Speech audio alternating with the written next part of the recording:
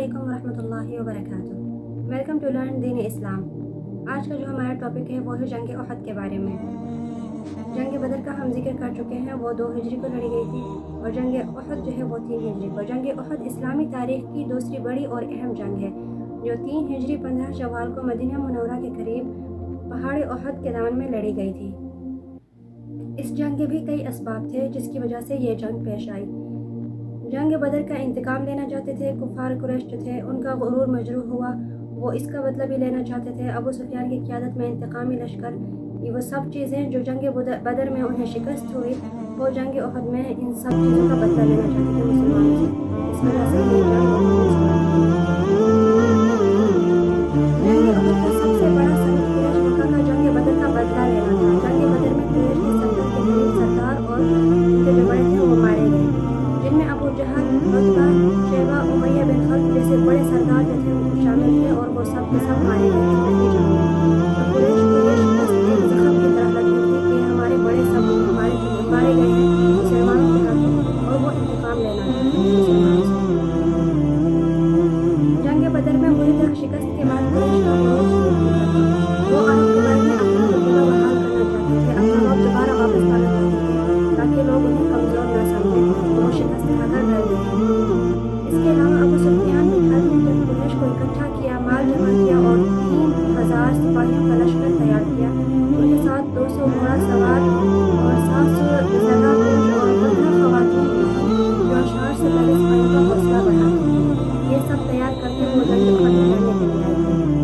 قریش کا مقصد صرف انتقام ہی نہیں بلکہ اسلام کا مکمل خاتمہ کرنا چاہتے تھے۔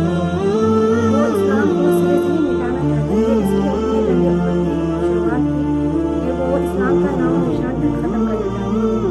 وہ مدینہ پر حملہ کر کے رسول اللہ صلی اللہ علیہ وسلم اور مسلمانوں کو ختم کرنا چاہتے تھے تاکہ اسلام کا شرف پہنچ جائے۔ جب قریش کا لشکر مدینہ کے قریب پہنچا تو آپ صلی اللہ علیہ وسلم نے صحابہ سے مشورہ کیا کہ مدینہ میں رہ کر جنگ کا دفاع کیا جائے یا باہر نکل کر جنگ کی جائے۔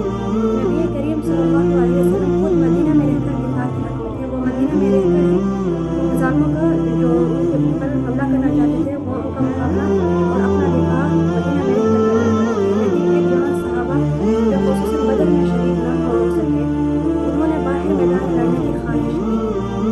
آخرکار آپ صلی اللہ علیہ وسلم نے ان کی رائے پر میدان احد میں نکل کر جنگ لڑنے کا فیصلہ کیا۔ تو اس سے ثابت ہوتا ہے کہ نبی کریم صلی اللہ علیہ وسلم مشورہ لیتے تھے اور ان پر عمل بھی کرتے تھے۔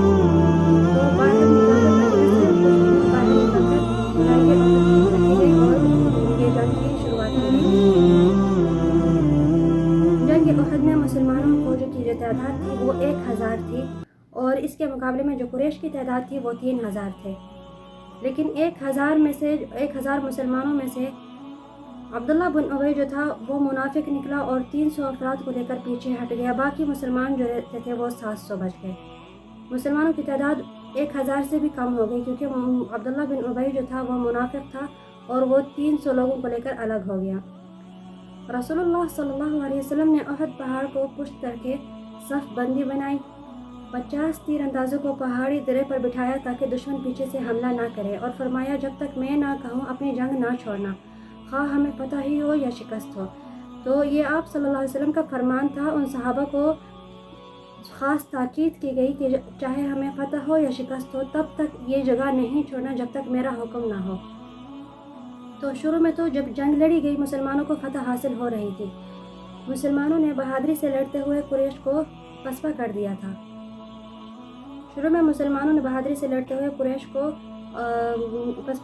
تو دشمن بھاگنے لگے، تو تیر اندازوں نے یہ سمجھا کہ جنگ ختم ہو گئی ہے اور وہ مال غنیمت سمیٹنے نیچے آ گئے۔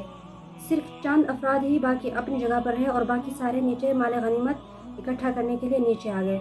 آپ صلی اللہ علیہ وسلم کا حکم تھا کہ ہمیں شکست ہو یا فتح ہو، آپ تب تک نہیں آنا یہ جگہ چھوڑ کر جب تک میرا حکم نہ ہو۔ لیکن وہ اس غفلت میں آ گئے کہ یہ جنگ ختم ہو چکی ہے، شاید ہم جیت گئے ہیں اور کفار جو ہیں وہ بھاگ رہے ہیں، تو اس وجہ سے وہ اپنی جگہ چھوڑ کر نیچے آ گئے۔ خالد بن ولید اس وقت مسلمان نہیں ہوئے تھے۔ انہوں نے یہ موقع دیکھ کر پہاڑی درے سے حملہ کیا اور جنگ کا نقشہ بالکل پلٹ دیا۔ وہ اس وقت مسلمان نہیں تھے، تو انہوں نے دیکھا کہ یہ جگہ جو پہاڑی کے پیچھے جو نبی کریم صلی اللہ علیہ وسلم نے صحابہ کو بٹھایا تھا وہ جگہ خالی ہے، وہاں پہ چند ایک لوگ بیٹھے ہیں۔ تو اس نے وہاں سے جا کر مسلمانوں پر حملہ کر دیا۔ مسلمانوں کی صفیں منتشر ہو گئیں اور افراتفری پھیل گئی۔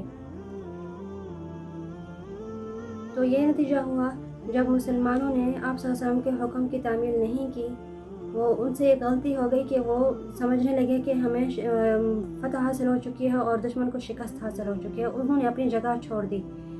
تو حضرت حمزہ بن عبد المطلب رضی اللہ عنہ کی شہادت بہت دردناک ہوئی تھی۔ ہند نے ان کا کلیجہ چبایا تھا۔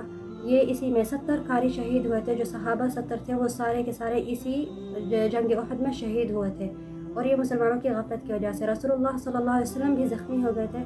آپ صلی اللہ علیہ وسلم کے چہرے مبارک زخمی ہوا، دانت بھی اسی جنگ احد میں شہید ہوئے، اور بہت سارا خون بھی چہرے سے بہہ رہا تھا۔ یہ ایک آزمائش کا لمحہ تھا مسلمانوں کے لیے۔ یہ ظاہری طور پر تو مسلمانوں کو وقتی شکست ہوئی، یہ جنگ ظاہری طور پر مسلمانوں کے لیے ایک بہت بڑا نقصان ثابت ہوئی، لیکن اللہ تعالیٰ نے اسے ایک عظیم سبق میں بدل دیا۔ عبداللہ بن ابی جیسے منافقوں کا جو اصل چہرہ تھا وہ واضح ہو گیا، کیونکہ وہ ظاہری طور پر تو مسلمان بن کے پھرتا تھا نبی کریم صلی اللہ علیہ وسلم کے سامنے، لیکن وہ منافق تھا، وہ پیٹھ پیچھے کفار کا ساتھ دیتا تھا اور چہرے پر خود کو مسلمان ظاہر کرتا تھا۔ تو اس جنگ میں شکست جب ہوئی تو یہ جو لوگ منافق تھے ان کا چہرہ اللہ تعالیٰ نے واضح کر کے کھول دیا۔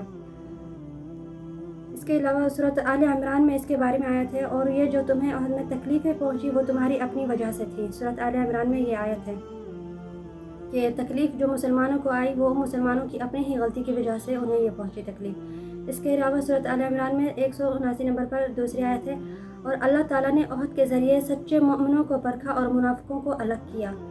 یہ ایک مسلمانوں کے لیے سبق تھا، اور مسلمانوں کو واضح کر دیا گیا کہ جو مسلمان ہیں وہ الگ ہو گئے اور جو منافق تھے وہ الگ ہو گئے۔ تو اس جنگ سے یہ نتیجہ ظاہر ہوتا ہے کہ اللہ تعالیٰ کی اطاعت میں ہی کامیابی ہے۔ نبی کریم صلی اللہ علیہ وسلم کی خلاف ورزی نقصان دیتی ہے، کیونکہ آپ صلی اللہ علیہ وسلم نے جو حکم دیا مسلمانوں نے اس حکم کو اپنی غفلت کی وجہ سے بھول کر جب وہ جگہ چھوڑی تو مسلمانوں کو شکست ہوئی اور 70 صحابہ شہید ہو گئے۔ اور صبر، استقامت اور قربانی کے بغیر اسلام کا دفاع ممکن نہیں۔ مسلمانوں جو اسلام کا دفاع کیا وہ اپنی جانیں قربان کی، اپنے مال و جان سب کچھ قربان کیا، تب جا کے اسلام کا دفاع ممکن ہوا۔ ظاہری شکست بھی اللہ تعالیٰ کی طرف سے ایک بڑا امتحان ہوتی ہے، لیکن اس کے بعد فتح ہمیشہ مسلمانوں کو ہی ہوتی ہے، اور مسلمان اور اسلام اس لیے ہی ماشاءاللہ الحمدللہ کے آج تک قائم ہے۔ جو ہمارے صحابہ کرام تھے، جو انبیاء تھے، انہوں نے قربانیاں دی، انہوں نے آزمائشیں سہی اور اسلام کو پھیلایا، اور ہمارے پاس اسلام بنا بنایا ہمیں مل گیا، اور ہمیں اس کی قدر نہیں ہے۔ ہمیں چاہیے کہ ہم اسلام کو مزید پھیلائیں، اسلام پر عمل کریں، کیونکہ اسلام اللہ کی تعالیٰ کی طرف سے ایک بہت بڑی نعمت ہے کہ ہم مسلمان ہیں۔